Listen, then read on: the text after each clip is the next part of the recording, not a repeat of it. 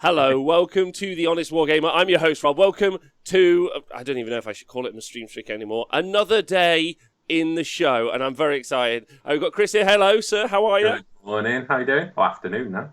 Oh, yeah, ish. We've just escaped the April Fool's hour, so none of this is April Fool's, which is nice. Uh, so yeah, me and Chris today are going to be talking about 3D printing, but specifically 3D printing in 40k. A lot of the 3D printing I've been talking about has obviously been Age of Sigmar / fantasy related, whereas Chris is far more keen and far more interested in 40k. So we've kind of been like messaging back and forth, and he's kind of like been showing me the 40k side of it to a degree. We'll talk on everything around that in a moment. But I just want to say hello, everyone in the chat. Thanks for being here. Stu Redacted, Inferno Storms. Thanks, Glowdown, for sending me that little link a minute ago. I'll have a look at that. See you later, Inferno Storms. This will be an interesting conversation, though, if you want to stay. Big Goldfish, what up? Major Sockbot, what's happening? Daylight Savings killed it for months. I'm sorry, Majos. And Hey Pask. Right, so, Chris, how are you? Are you well? What's going on? I'm all right. Yeah, we've obviously done the bits. I'm on holiday for 2 weeks, which is why I was able to come on during the week, which were good. So we've done a bit of the gardening. We've done the quick run to the garden centre and done all the adulting thing.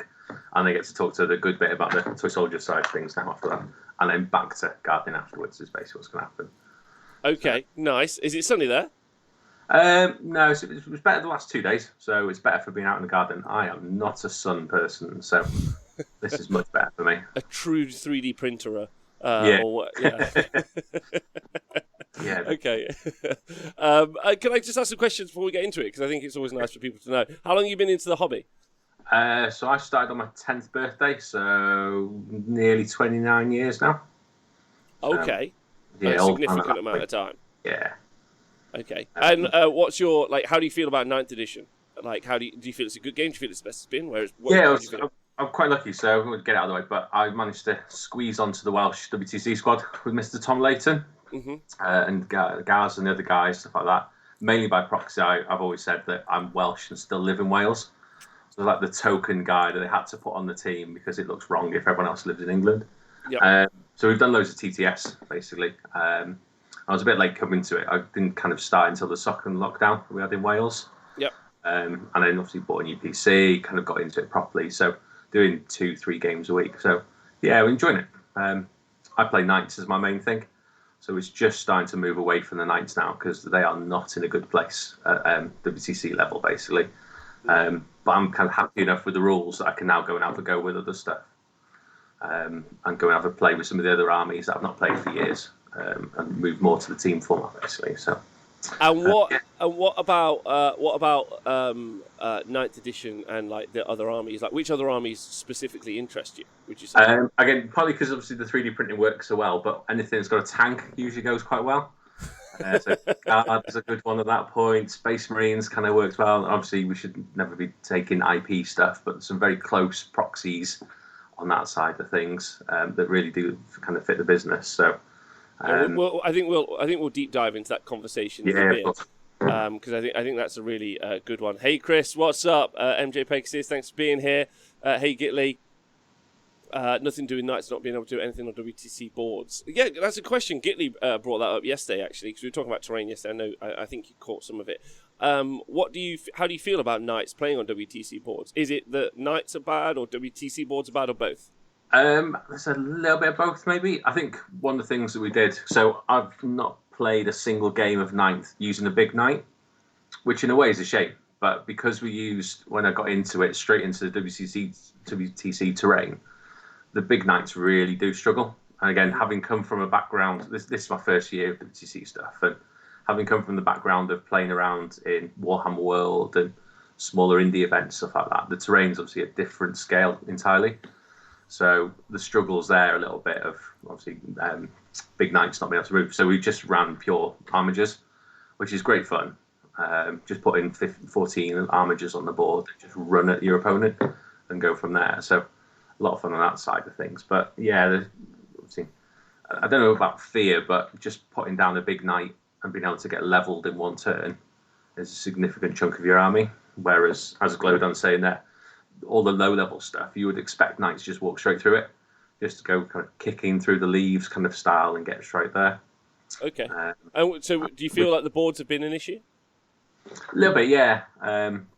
Just going to line of sight, and because there's so many obscuring things like that, knights just don't have the ability to go and throw to ignore line of sight stuff. So, especially on the low side of things. So, you've got your big things sat behind, or your big manticores and stuff like that, and there's very little you can do about it apart from just grin, bear it, and keep on running, basically. So. Yeah, that makes no sense. It was actually a conversation I was having with Mr. Layton yesterday, because we, off the back of the show yesterday, he called me, and we had like a long conversation about designing boards here for the arena, and it was quite interesting.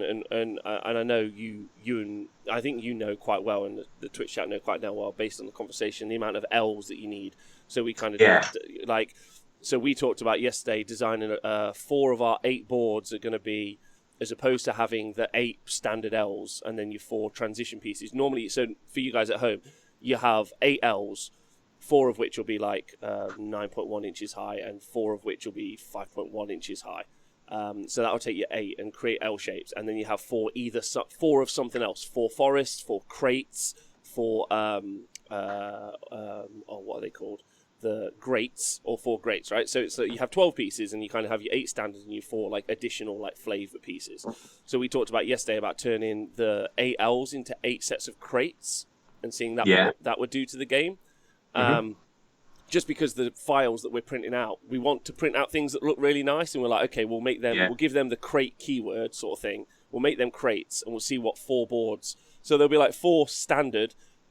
Designed like nicely but work, and then 4 like, I know this is like super techie for everyone at home, but honestly, like, it's genuinely a really interesting conversation. It took like an hour to work it out yesterday, which probably working out terrain to play a game on shouldn't take an hour, and 2 people who are heavily invested in the game. There must just be some people at home who are like, building? What are you saying? Yeah, and it goes back to, well, we had that chat on Twitter the other day about whether you have to make that decision. Do you want that symmetry across between table edges, or do you want the role for table edge to mean something? And obviously different types of tournament players will want different things out of that. So the top end WTC lines, they don't want, from what I've kind of seen, obviously over a year of hanging around with them, but they don't want it to be not symmetrical. So therefore the dice roll doesn't matter, because there's so many of the things that come into it anyway, which is why obviously the second, also the last turn change in for whoever's gone second is a big part.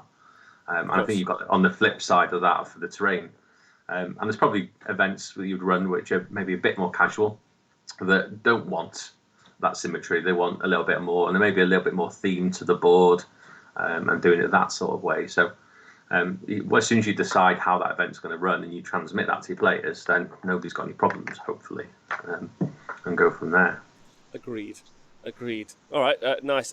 Thanks to the Adequate Wargamer for resubscribing for 31 months. You're more than adequate to me. And Major Sockbert, thank you for resubscribing. Playing a lot of Little Knights can be fun, but is it as fun as making roleplay Sinesh in AOS? Okay, appreciate you. That's little column A, little column B. And Pete says, more crates stacked up in 40k universe than in the Suez Canal. Yes. I think maybe that's really the problem with the Imperium as is. There's probably just some sort of Suez Canal situation, and they don't have a little tugboat to help them out. I'm not sure. The other flip side as well is obviously all the Games Workshop stuff, which is kind of what sets the standard for everybody to kind of go against in a way, for wanting pretty terrain that's kind of functional, but not because it's Games Workshop. It's all Imperial. So there is no things to kind of switch across the L-shaped Eldar pieces or L-shaped terrain that you can get from Tyranids. But obviously when you go into the 3D side, there is, which does make it a lot more interesting on that side. So I think that's kind of the key conversation as we move into the conversation about 3D printing, like from you, is that like I have like initially, like my initial thoughts was and still is, that it's not that it's a competitor Games Workshop in any way, is that like it really problem solves a bunch of problems that I have with the hobby as is. Obviously with terrain it's like a problem solving issue. With resin printers it's all to do with like having different sculpts that are amazing fun and arguably much cheaper. So talk to me about your decision to get into 3D printing. When did that jump up and happen? So kind of before kind of the first lockdown started, I've kind of been looking at it, kind of always in awe at some of the bits and pieces that you could see. I was like, I could do that, I could do that. Yeah, that'd be quite cool. And then when the second lockdown hit, Had all summer to kind of do a bit more research on that side of things. And then finally went, right, fine. And it came up on offer on Amazon. I was like, right, great. I'll grab one of those then. Just grab a little Mars Pro from Elegoo. So just for everyone at home, how much was how much is one of those? So I grabbed it for 190, I think it was. I think the normal price is about 240. Okay, so that's GBP for everyone at home. So obviously in Australia, $8 billion or whatever it would be. And then there was a couple of bottles of resin. I went for the water washable just because obviously it's a bit easier to kind of clean up and everything. And then just went, right, well, they've got this wash and cure station. Fine. You're talking 500 quid all in, and then you're sorted. And we can kind of see what happens from there. And obviously it's a lot of money, but isn't at the same time when you consider how much I'll drop on toy soldiers. And then went from there. So started off with that. I think it was obviously back on the show where you actually prompted us to go and open it, because it'd been sat there for 10 days in the corner, a bit scared of opening it up. And obviously with a bit cajoling, just went and opened it, and it's kind of plug and play. It's so easy to kind of get started. And then basically had 6 weeks of playing with that over Christmas, and then just dropped the money on the big Saturns. And then 3 weeks after that, I dropped the money on the second big Saturn, just because, like, okay, I'm in now at this point. Lots of people are asking me to do bits and pieces. Yeah, so talk to me about that decision point, because that goes up from 500 to like close to like another 1,500 quid, I think, roughly in my head. Some quick math. Like what was it about that initial set? Because if you guys aren't aware, that would be one of the smaller resin printers, so you won't be able to do necessarily like tons off that. But you can, like, if you just do them over time. What was it about the process and also the environment? What if you can remember back? What were the initial kind of like impressions, and what were those? What was it? Go on.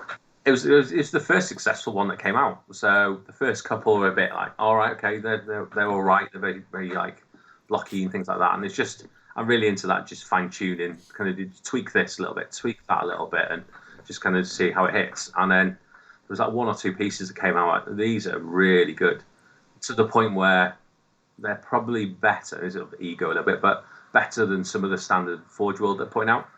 Mm-hmm. Where obviously we've kind of seen the images of stuff where there's layer lines and stuff like that on there on the Forge World models and on their website and stuff like that. Right, do you know what? I can kind of do better than that. And obviously they're doing it on a factory scale, so in a way they've got an excuse but haven't at the same time. And the stuff that I was pulling out was just like, this is really good. I want to print bigger. Was it you wanted to print bigger things, or you wanted to print more things? Yeah, obviously being a night lad, and obviously I've always wanted a Titan. I was like, okay, this thing, I can kind of pump out Titans with this. So something with the smaller one on the Mars side of things is you're only building something kind of like, if you imagine 4 cans of Coke together, it's probably about the size of a build plate. And the bigger ones kind of jump up to like 6 cans in diameter, basically. And just, you can start getting bigger and bigger and bigger, to the point where in the cupboard behind me, there's a Titan essentially ready to be built. So, and obviously, whereas before you'd have to slice those up and cut them to different pieces, you don't have to. So you're just getting much neater trim lines and everything like that. So I just need the time to do the hobby now is the problem. Of course, putting it all together. So talk to me about like, so that initial release, you saw the stuff coming out and you're like, cool, I just want to do bigger pieces. I want to do more stuff. Mm-hmm. What was it about the designs which were like interesting and important to you? Because obviously you're a 40k player predominantly. Like, yeah, what did you see? Which artists or what designs that really sold it to you? So there's an artist called Ethereum who basically doesn't like being talked about, because I think she got hit by DMCA for making some stuff that was a bit too close to the knuckle from Games Workshop. But she does knights and titans and tanks and stuff like that they just fit. You could imagine them coming from Forge World. So they look that good, and that's the thing that really kind of like, okay, so if I can kind of build this knight army further, because I was a knight player since I came back into it about 4 or 5 years ago after a little bit of a break, and just I was like, okay, they're kind of really good, some really good stuff that you kind of sit around. The other part, again, you mentioned yourself, but Patreon Day is brilliant, because if you play Space Marines, you get stuff fairly sporadically. You'll probably get a release or 2 a year in most years. If you play at Mechanicus, you'll see something every 3-4 years, as it's kind of gone previously. And Knights as a force have got 1, 2, 3, 4, 5 kind of mod sets of models, and that's it. And that's probably you're all getting. And the next codex, when it drops, I'll probably put money on there won't be anything new in there. I don't know. I put money on there will be. We'll see. We'll see that bet. We'll come back to clip that. Yeah, We'll come back to that next codex. But the flip side, obviously, you hit the start of a new month, and it's like Christmas Day. So, right, and here's your next batch of things that you can go and play with this month. So it's like, okay, I'm really, really enjoying that side of things. Well, so let's talk about I think like the elephant in the room in this conversation, because I think one of the things that's maybe like definitively different between kind of Age of Sigmar and 40k. 40k's always been like very WYSIWYG, like it's very WYSIWYG, like. And there are definitely people who kit bash and do a bunch of stuff to their armies. I don't know if you saw yesterday. Did you see the guys who'd smoothed out Plague Marines? So they just had yeah. they had fat Ultramarines, and they just smoothed out all of the pox stuff, which I thought was great. But like it's being said in the chat, and like we talked about a designer a moment ago, some of the stuff is either very close to IP, or I would say just blatant IP infringement in some cases, right? Yeah. So how do you feel? Do you feel that there are designs out there which are like... Because I think the interesting one is, like, Plague Marines to me are Plague Marines in my head. Like, I know what they look like. That's what they look like. There they are. Whereas, like, some shark being ridden by an elf can be any shark being ridden by an elf, I guess. Yeah, you've got that bit as well about... It's quite funny, because chatting to actual designers as well, they've got a code of ethics, which seems really weird for some people that just don't get the 3D printing, where... There's obviously there's certain groups, Discord, where they share bits and pieces, and they'll basically go, we don't do recasts, not interested, that's not our thing, we don't talk about them. They don't do scans of existing models from Games Workshop or other companies, so if any of those get uploaded, they're gone, they just get deleted, and we're not here for the infringement. We want to do stuff that's very close to the bone, but not a direct copy. And you can find stuff if that's what you want to do, but if you're kind of looking for it, you might as well just go and get it from Workshop. Yeah, okay. And kind of go and support it on that way. But yeah, and again, I'll hold my hand up as a bit of a naughty lad. I print some bits and pieces, but mainly to see what it looks like, how it comes out. But it's these other bits that are so close that you could put them in there, like some of the AdMech stuff that you can find, absolutely stunning. And it's filling gaps in the Games Workshop range that just isn't going to get filled anytime soon. Especially with, again, for me, the Forge World side of things are always the fun bits. Yeah. With that kind of collector's side to things, but Forge World are kind of like dabbling in the water at the moment and not kind of really doing much. So something's probably happening behind the scenes there. So like, just to kind of like reiterate the question in some ways, and Twitch chat, I'd love to know your thoughts. Like, can you envision a game? Because I think this is like the difference between like you and me. Like, I'd be like, here's all the fantasy stuff I printed. You're like, that's cool. I know, although I've seen you printing some giants, which look great, yeah, and some other stuff. But you're like, here's a Space Marine thing, and here's not a Space Marine thing, a Space Warrior thing. Sorry, and here's another Space Warrior thing, and I'm like, okay, these are all great. Like, but I guess I don't know. I don't know what it is internally in my head, and I wonder what everyone else feels about it. Like, something about the fantasy universe makes me feel like I can just do what I like, but something about the 40k universe feels like I couldn't use alternate sculpts. But I'm not saying you couldn't, if that makes sense. Like, I'm sure there's someone who could like do Space Warriors infested with disease, like that would look great. But like, am I making my point clear? Yeah. Like, Well, they're Plague Marines, but they're not Plague Marines. They're not the Plague Marines I know type of Plague Marines. I guess so. Like, I think it's quite clearly like. Whereas Eldar, I don't know, like obviously Guard. I feel like you could do all sorts of Guard, and that's fine. Like, and you could have loads of different sculpts for Guard, and I think that that's something that's really obvious. Tyranids, I feel like you could do, like, they're just space monsters, so I think you can like do what you like with Tyranids. I think as well. But when it comes to Marines, like, what are your feelings on stuff that you've seen, and how do you feel about it? A lot of the Marine side is probably less ingenious, get the right word out, compared to some of the other races. So, exactly said, the Guard stuff, that you do find other bits and pieces. There's certain kind of parts within each one that people try and replicate. So, Krieg, for example, it comes out of Forge World. It's very, very expensive on that side to buy from Forge World. So, people will just replicate all the Krieg bits and pieces as a really big popular side of things. Marines, again, is probably that iconic part. Whereas, again, with the AOS side, I guess part of it is because it's come out of fantasy where you could have used anything, you'd have different orcs in different ranges and things like that. It just feels more that you want to kind of stick to the original stuff. I think the part of it as well is the designers wise, if they're trying to make a couple of quid out of it, it's easier just to put something out that meshes with what's there. So that it's the money in the pocket side is probably more why they're going for it, I think. Yeah, I think one of the things that's interesting, and I talked about this on kind of like the STL show on Sunday. I was like, when you have people like, let's say, Titanforge or Arts and Guild as designers, what they generally tend to do is they give you like, here's some undead, and you can build most of an undead force out of it. Like you can give them bows, you can give them spears. Here's some riders, here's some characters. Like they give you the kind of the basis to build most of an army from, which I think is really great. I don't know if I've seen any designers who go kind of like, this is my take on Space Marines. Like, this is my take on Space Warriors. There's a couple of ones. So Spartans is quite a common one that kind of pops up. But I don't know, it's because Age of Sigmar is a bit hard to find things that look like Games Workshop stuff. It's a lot harder on the Age of Sigmar side of things from the 3D printing. Well, it's because I don't think you need to, is the point. No, like, it's probably that weird thing of 40k was always the converters one when I was a kid, and when I used to work for Workshop as well. And you always had the people who come in and would spend more time converting their 40k armies than they would their fantasy battle armies, as it was back then. And it's kind of flipped that it seems that Age of Sigmar is a bit more, will take more people on board and more designers on board than 40k, which is people want a Manticore to look like a Manticore.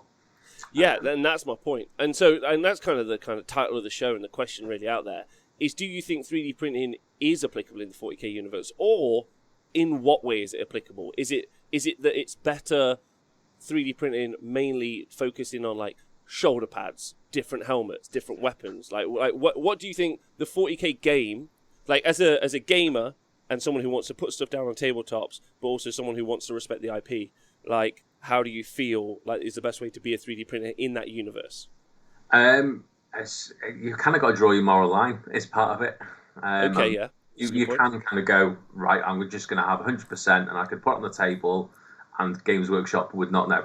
To the point where some of the 3D printers are laughing in recent weeks because Workshop on their Warhammer hobby show was showing off a model, and someone just went, that's a 3D print.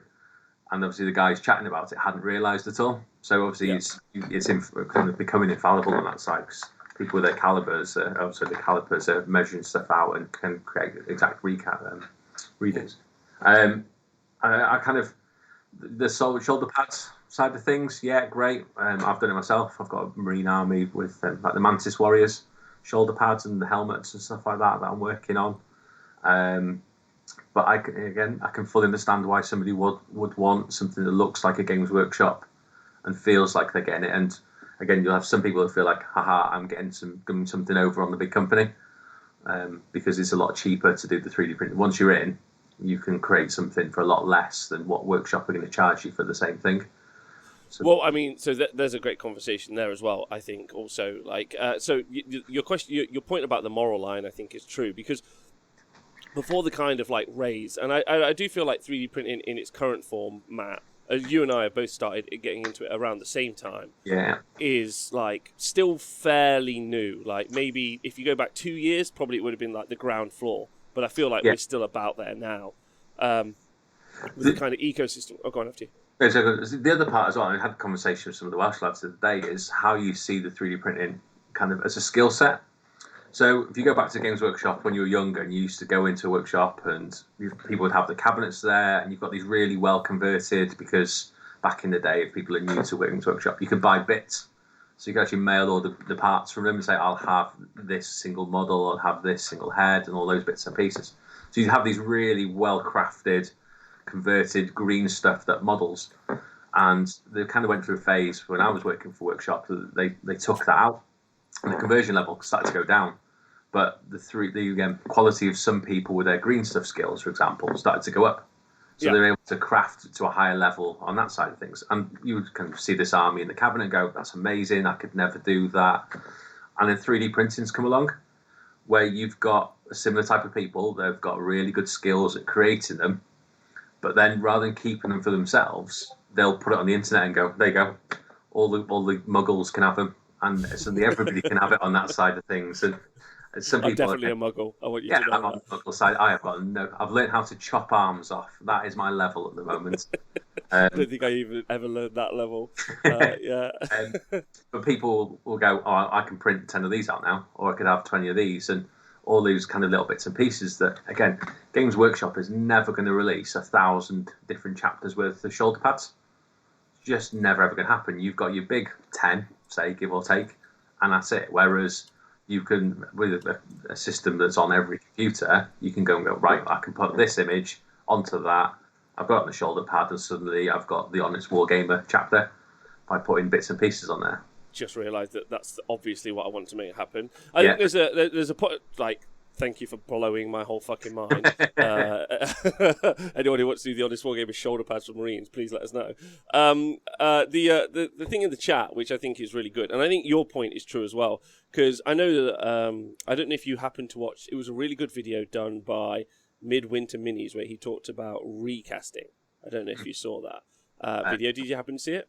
No, I missed that one. But so he went into like a kind of a long deep dive about recasting, which I think you probably could have just replaced the word recasting with printing in that conversation. And he was just talking about the fact that it was just really prevalent. Like, and before we ever got to the conversation about 3D printing to any serious degree, which I think is where like the hobby is at now, obviously there was like you can get it from China, like, or there's a recaster down the road. Yeah, like those were conversations that were being had. Obviously, something that you shouldn't do and something that's illegal.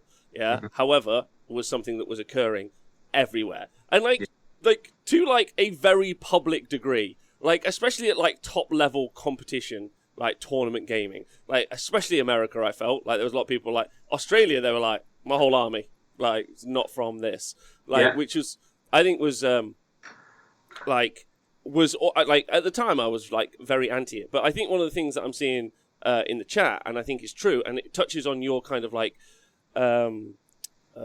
point about like being a green stuffer to some degree. Like if I have a Space Marine legs and body, but then I stick on a head which I've like green stuffed, some arms which I've green stuffed, or like I've got some other bits from somewhere or whatever. A cloak which I've green stuffed, and then like some like other like stuff that, or replace that all with green stuff and change that to printed. I mean, it's like it's only about 40% a Games Workshop model at that point, and then like, and the point is, I can't green stuff the shoulder pad, but I could print it. I can't green stuff the cloak, but I could print it. And so you kind of say to yourself, well, fucking why not also print the legs? Like, you know what I mean? Like, it feels very, like, especially because maybe you don't like the pose. Maybe you're like, okay, the pose, they're like, okay, well, you can get the legs, and you can chop them up, and you can reposition them, and like, I can also just do that in a computer program, and then I don't have to have any of those skills. So I think the conversation is, like, very fraught as soon as you get along those lines. I think just, like, copy-paste a Games Workshop design and print it out, I think is, like, I'm just going to say that that's wrong. Yeah, like, that's where I'm at. But our French war game, thanks for following us. Bonjour, my friends. We raided them the other day. Jack in the chat's nailed it there about change it up and make it different is a big part. So, I will hold my hand up as hopefully the Games Workshop police don't kick the window down or anything like that. But I've done bits, and like these are kind of direct copies and stuff like that.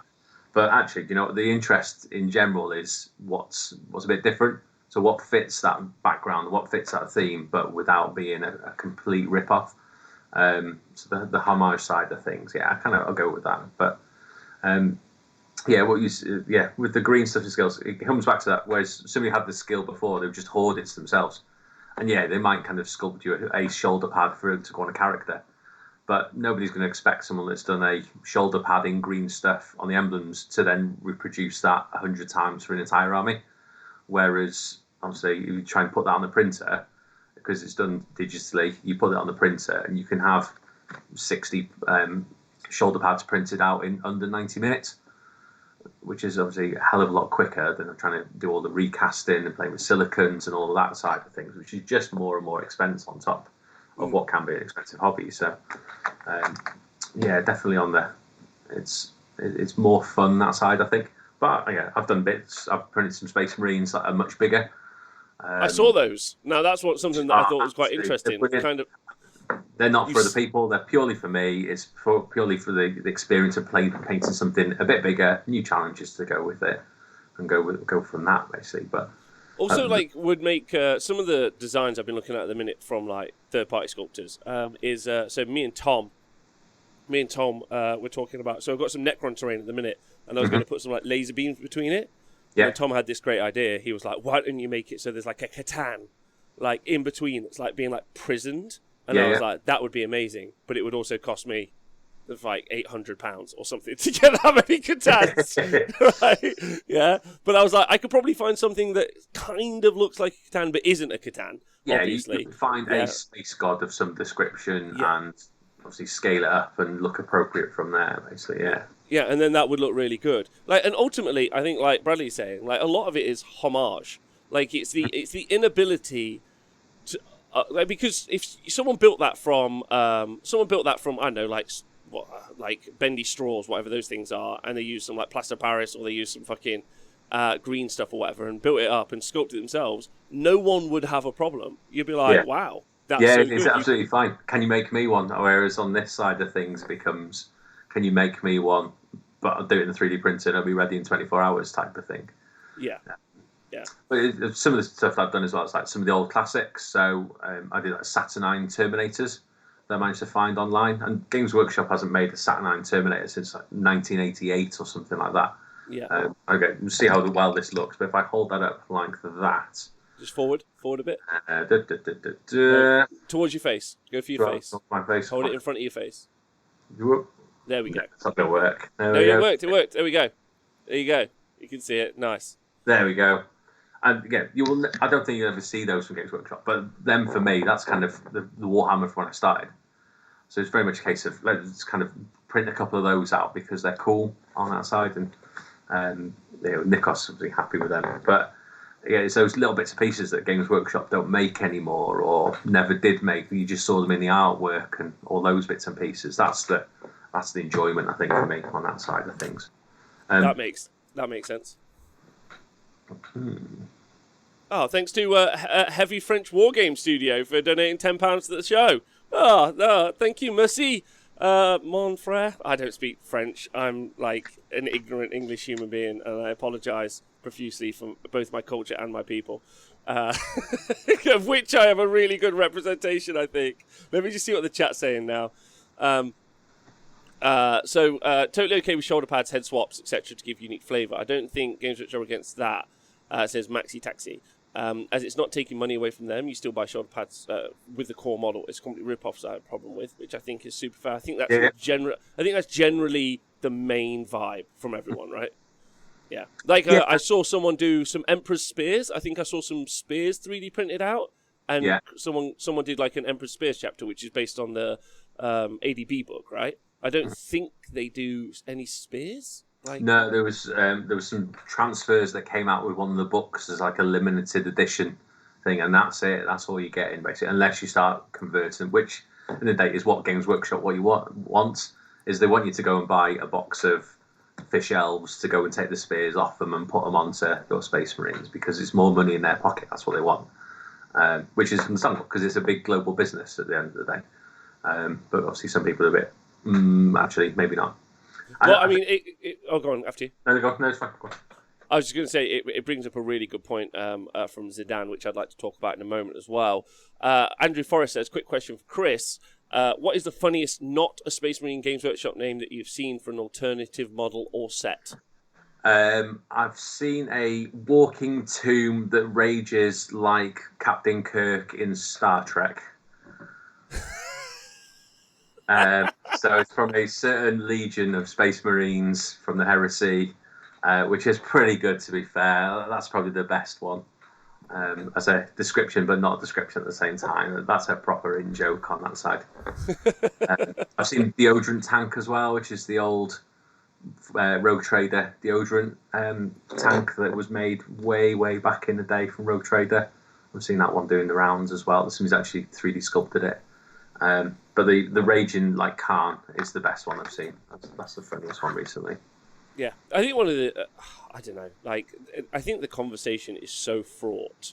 Like, and I think Dreadwoods earlier on said that, like, earlier on, he said, he was like, before the invention of the camera, obviously painting or art was really just replication.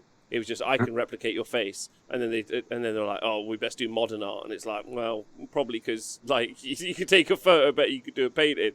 And I think when it comes to fantasy, as I've said before, I think the conversation is, it's just about options. Yeah. However, I think that they've done a really good job of like nailing, this is our thing. This is what this looks like. And so it's quite hard to like, I think 40k has an aesthetic that is its own aesthetic. And I think that's like Titan Forge is a great example. I really like some of the Titan Forge bits and pieces that I've got. And Titan Forge has gone, and they've got their, this is our thing. But the thing about fantasy as well is you've got other games. So you've got Dungeons and Dragons, and you've got Pathfinder, and all these other bits and pieces where they've got applicable use over there. And 40k hasn't really got that. There is no other big, massive science fiction game or RPG that kind of goes with it. So it's easy to stay in your lane a little bit, I think, for the designers. And there's people out there doing their own bits and pieces, and they would go, that would fit in there, but it looks nothing like Games Workshop. Yeah, agreed.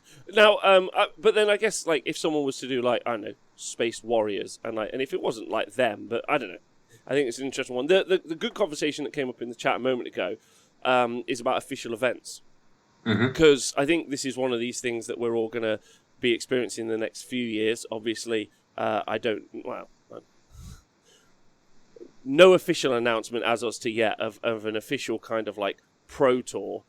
From Games Workshop or Games Workshop licensed events. I live in Nottingham, so like being able to go over to Warhammer World, I'm never going to be able to go over there and play with any miniatures. Like I already had this image, like all my Plague Marines, for instance, every single one of them is just like proper. It's all Warhammer, like proper Games Workshop stuff. But I can still imagine because it's me, some dick walking up to me and being like, "Oh, you've 3D printed that. I'm just going to fucking snap my model in half and just like make them feel like pure trash." I'm like, there you go. It's plastic. But my point is, at licensed events from Games Workshop. So, for instance, I imagine things like Nova in the future in America and a bunch of the American events, maybe eventually some English events, and then maybe generally events everywhere. There'll be a huge push to have, like being said in the chat by Zero Zidane, there'll be a huge push to have only Games Workshop bits, and then, in fact, no 3D printed parts, no awesome custom shoulder pads. And I do wonder about that because I feel like that really impacts on the creativity of the hobby. Yeah, I think it will kind of work two ways, and more people will come into it as newcomers. So a bit like how the Games Workshop stores work. Of you go in, you learn how to play nowadays. If you're on the younger scale of things, they do an intro game for you, and then you move on basically. And their kind of phase would go learn there, and then you go to Warhammer World and you play there, and then maybe you stick with that. Maybe you go out into the great wide world of indies. The US and UK have kind of come from it in different ways because the US has had these independent events to a much larger scale. So Las Vegas and all those bits and pieces. Whereas obviously we've had Warhammer World as our big place until some of the bigger events, like the some big ones, LGT and things like that, starting to crop up because part of it is organisers want to compete with the American megas. I think there's a big element to it on that side of things, and kind of take it away, which does open up the chance to have more individual bits and pieces. I was thinking back a couple of weeks ago when Neil Kerr was on the show, talking about going abroad and obviously going to places like Croatia and stuff like that, where 3D printing, if it wasn't for 3D printing, you wouldn't have a tournament scene over there because of the prices compared to regular day-to-day prices side of things. So when a box of miniatures is almost like a quarter of your monthly wage, you're not putting an army together quick, and you're definitely not producing a competitive scene. I'll have so without the 3D print, and obviously to an extent, probably to a bigger extent, really the recasting side of things, that's what's allowed their scene to grow. So I can kind of understand it on that side of things. I think down the line, Workshop do sell STLs. I think it happens. I don't think it's within 5 years. I think it's more the 5 to 10 year kind of mark we're doing it. But I could fully see Forge World becoming the STL shop. I'm not sure about that. Maybe you're Or right, they but start a especially new enterprise themselves, but I can see it happening because if Workshop... maybe for the upgrade kits. Like, I Yeah, can see that, yeah. That maybe makes sense. because the thing about them as well is there is no way of Games Workshop. If they could do it, or you could print one of them and that's it. Games Workshop would be all over it, but it's not. You can duplicate, and I can have more and more and more, and that's what's going to push them back from doing it, I think. But I think it happens when they kind of twig on how they do it. I think it'll go. Yeah, I personally, again, we'll come back to this conversation in 5 years' time. Yeah, not certain on that. Ultimately, because they're a manufacturing company. Really, the money that they make is on the markup. It's not on anything else around it, ignoring IP, which is going to be a huge push of theirs, and one I'm personally very excited about. Like, I think the IP for both games are phenomenal, and I can't wait to see stories. Like, obviously, already invested in audiobooks and fiction coming out of those, but to see TVs and movies come out of those eventually, I think you could have something that comfortably rivals the MCU significantly, and it's very, very exciting. Mm-hmm. Yeah. And then at which point I think the miniature side of it will actually become not the. I think maybe we might see them as a company. This is getting like really deep into it. We might see them transition into a media company eventually, and the manufacturing part of it, like you've said, maybe we'll just end up with like books and designers. The thing about the STLs as well is you're not taking up stock space. So if you start moving into that, obviously people do print to order in their stores, and Games Workshops become kind of take away from the game bit and become the workshop bit, where suddenly there's half a dozen 3D printers in there, and you go, I'll have that, and that. Great, come back in a week and it'll be ready for you. Is another potential route as well. But talking about becoming a media company, they're already going that way. They're making much more money. See, the Toy Soldiers is still their biggest income, but they've kind of got their fingers in so many pies now of all these games and trying to do films and all the other bits and pieces that it's going that way. In the same way that Marvel makes its money out of the films and not the comics anymore. So the Kitsune Adventures has just come into the chat and said, I'm totally against people 3D printing stuff for 40k. Well, this has been a part of a larger conversation. You might want to go back and listen to the rest of it. The TLDR very quickly is I think we've kind of drawn a line that upgrade parts are like very okay. And in fact, actually, is the only way you can really do any customization unless you have any quality designing skills, like with Greed stuff. And if you have, that's great, but not all of us are you. And I think that it's a really healthy conversation to talk about it, because someone talked about earlier about like designing a Space Marine with like Spartan shields. Imperial Knights or even Chaos Knights are another good example as well. Being able to do different shoulder pads with some filigree or some stuff on, that would be super cool. We've obviously seen before the Space Wolf kind of head and shoulders and the claws. Yeah. Have you seen the Knight with the... that was around, I think, years ago. Before. The original really was the big Wolf Knight conversion kit that you could get. Yeah, big shields I thought was also really fun and stuff. And those are just like really, hey Forks Art, big love to you, hope you're well. I don't know how to say anything in Scottish, so I won't try, but I was like, what do I say? But yeah, like, I think that there's so many options going forward in the future. Personally, for me, this is where I'm at with the whole thing. And the 40k side of it, which has been your bag, has been tough for me. Because I've been like, it always feels close to the bone. But it's the upgrade kits. It's the upgrade kits all day. Because you do want your Marines to look different to their Marines. We talk about designing your own chapters all the time, but like, oh man, like some people get really into it. Like, I don't know if you've seen on this Marine, but I've added an extra grenade belt, and I'm like, I don't give a fuck. But someone does, right? Yeah. Someone does, right? And like, that's fucking great. And you do head swaps, that's cool. Different heads. Different weapons, different shields. That, for me, is... It's the shoulder pad syndrome of, if I'm playing, again, especially if you're on the tournament side and you're chasing the meta of this week, White Scars are the best, whereas next week, Dark Angels are the best, which obviously kind of depend on your point of view of who sits top of the tree at the moment. So if I can do a custom chapter, and if you actually care about the painting side, then having your own chapter and they've got their own thing and it hits that 3 colours minimum that's required to get my 10 points in the tournament, it's much easier to just paint that little bit of a symbol on there. It makes my life easier than trying to paint it by hand or doing decals and stuff like that. So yeah, the shoulder pads is the easy one, and then you just build and build from there, basically. Yeah. I think Where do you see the economy of the whole thing? Like for you, because like I know some of your friends have been like, hey, can you print me some shoulder pads and some other stuff?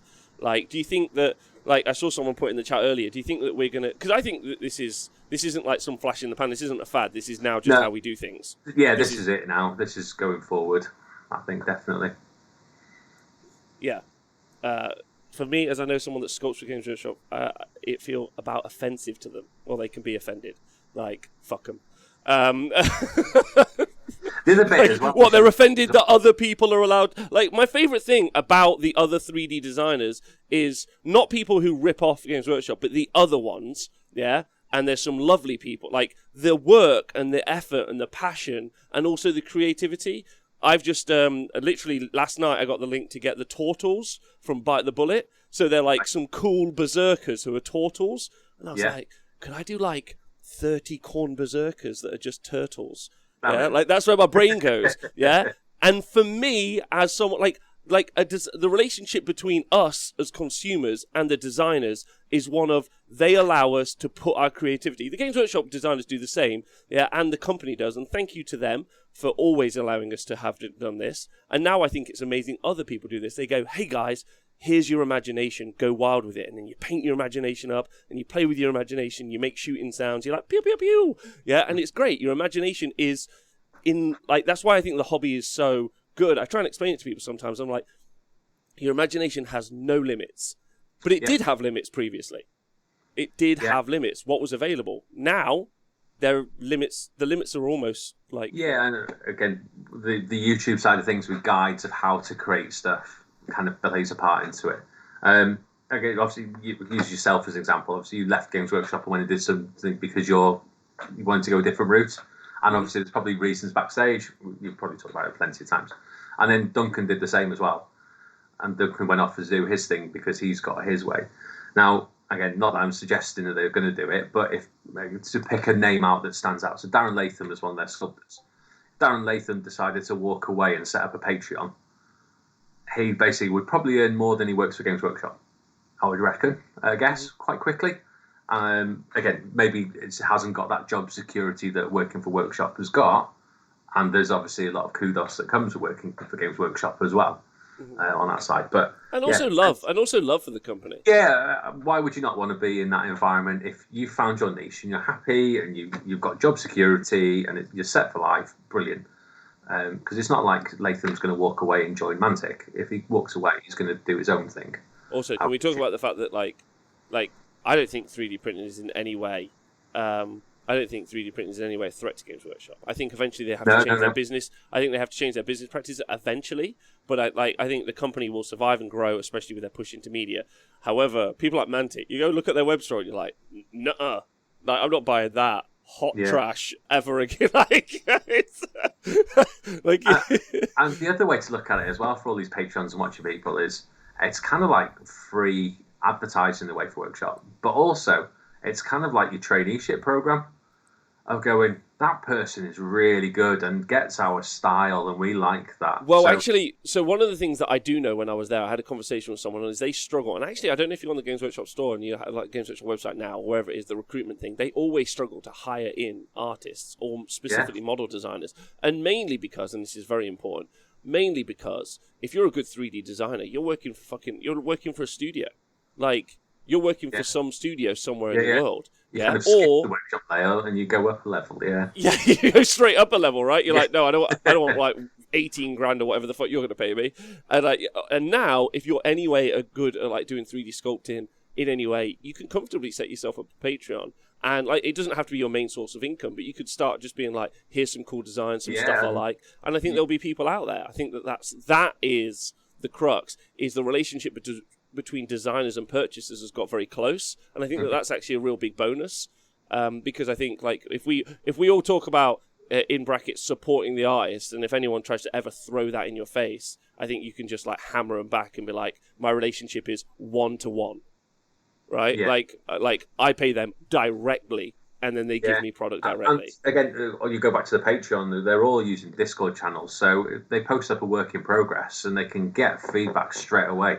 and you got a whole variety. And the more people that join your Patreon, the more feedback you're getting to, I like that idea, I don't like that idea, and kind of build. Whereas Games Workshop is obviously we think that looks really good, like the face on that new Sisters double hammer lady. Let's think, how's that passed?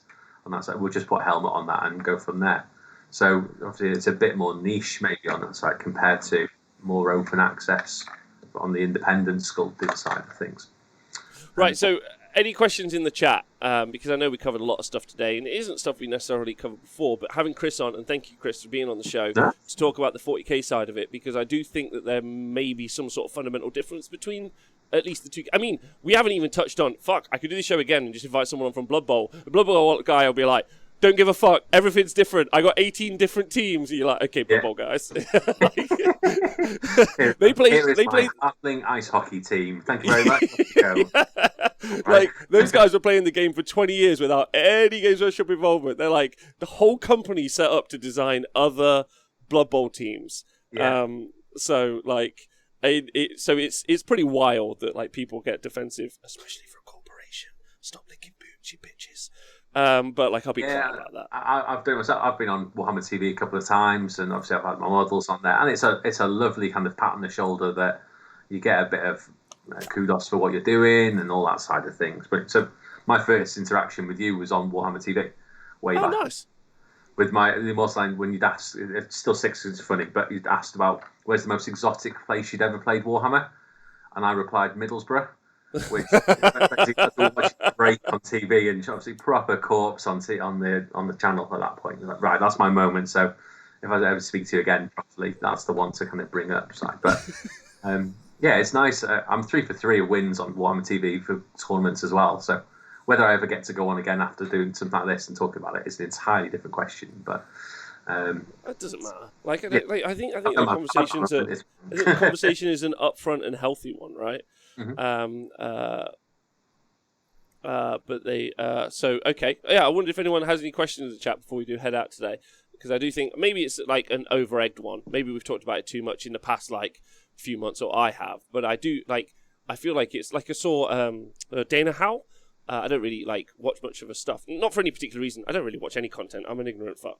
But I saw her video. She did I know Mikey from Hellstorm. He did some stuff about 3D printing recently. Like all of the content creators, like Miniac, fucking pick a YouTuber who's into this hobby. They're all having this conversation, and it's all like, and obviously some of them getting Mikey, for example, got his for free off Elegoo. So on that side of things, so people are pushing it further on that side.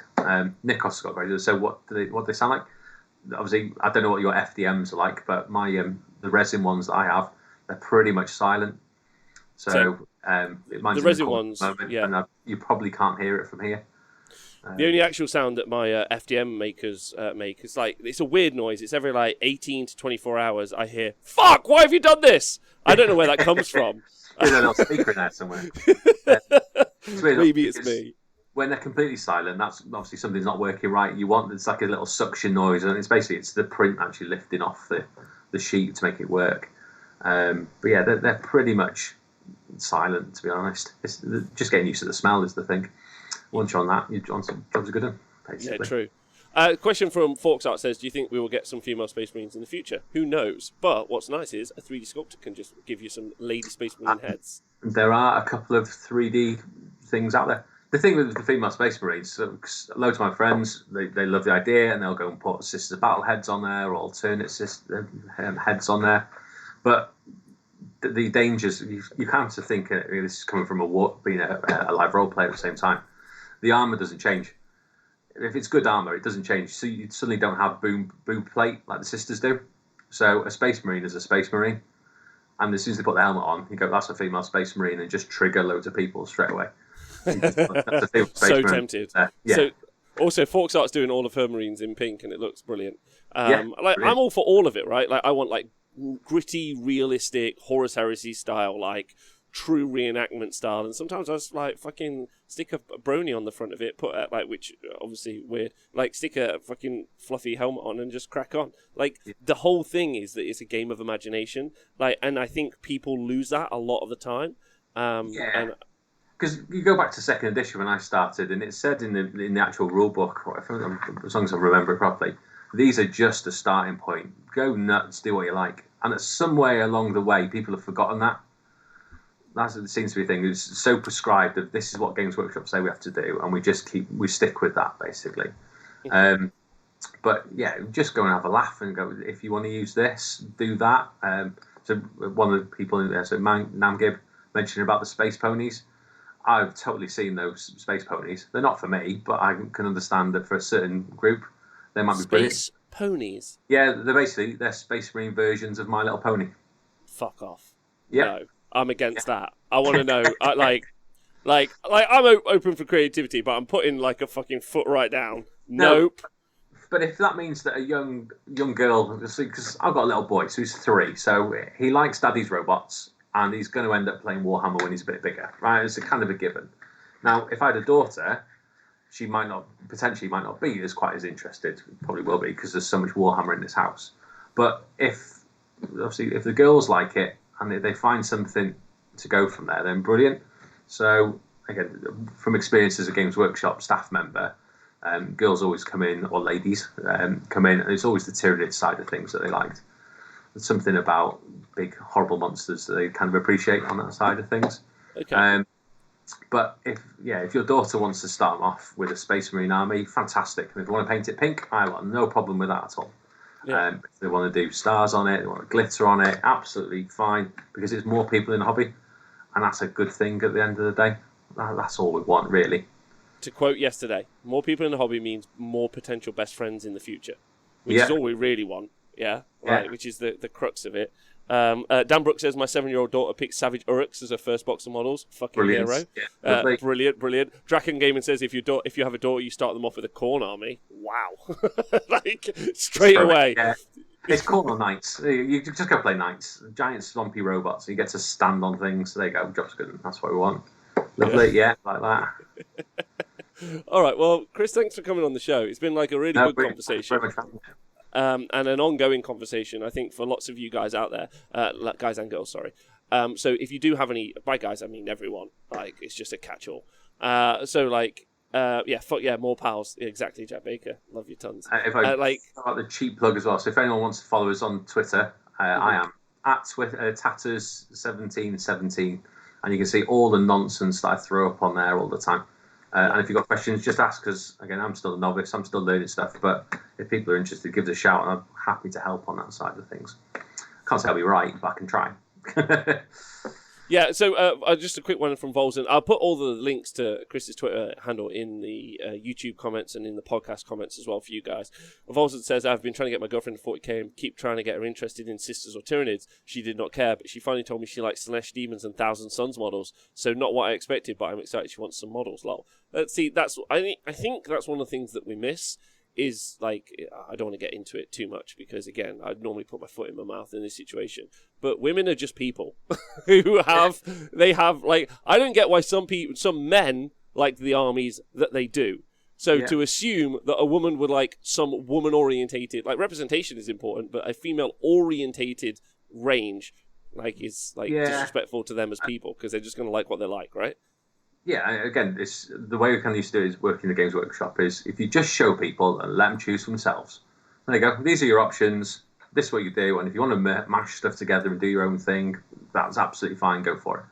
And there's no problems with that. And it doesn't matter if it's male, female, or any of the genders that we have. So, yeah, go for it. That's not a problem at all. Yeah, agreed. All right, well, Chris, lovely talking to you. Thanks very much. Any shout-outs you want to make? Shout-outs from you? If I shout out to my little boy, congratulations, you get to play Warhammer when you're another 3 years old. Oh. Once he gets 6, then we can start. It's just not yet. All right, 3 more years. 3 more years. Thanks to everyone who's been tuning in live. If you've got any thoughts or comments, please let us know. Don't forget, me, Nick, and Tom are going to be talking about the Drakari Codex tonight, so do tune in for that. It's going to be a laugh riot. They're fine, apparently, which is good. So let's do that. And then, we're live for the rest of the week, of course, as always. So thanks for tuning in. Chris, again, thank you very much. Let's go do a raid now and go make someone happy, which will be fun. Chris is the guest. I'm going to let you choose. Would you like to raid a Warhammer person or go something weird? That's our first port of call. I saw the fishing one the other day on Wednesday. That was I saw the 5 girl singing as well. So let's go for a random one again because A random one. Okay. Yeah. All right. Well, that means we're gonna throw into. I'm gonna throw into just chatting, which is normally the random one. And I'm just gonna go find something. I'll try to go for something a little bit. Like a basket weaving or something like that. Live action basket weaving. Live action basket weaving. It's I never know what to do in this situation when it's non-Warhammer stuff. Perfect. Wait, is this real? No, that can't be real. I thought he'd